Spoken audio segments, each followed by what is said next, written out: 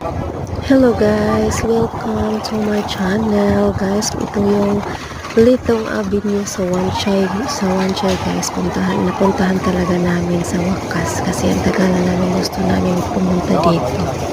Ayan. Ang ganda ng mga display nila sa CNY. Okay. Wala magawa si hostess daw.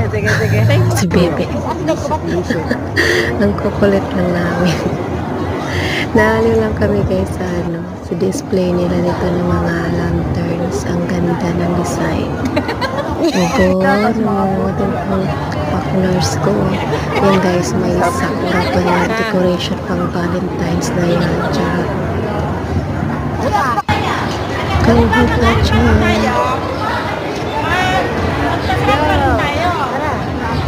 Pakyat muna kami dahil nakauwi na kami guys. Pagod na yan. Tapos na kami naggala dyan paikot-ikot. Salamat guys.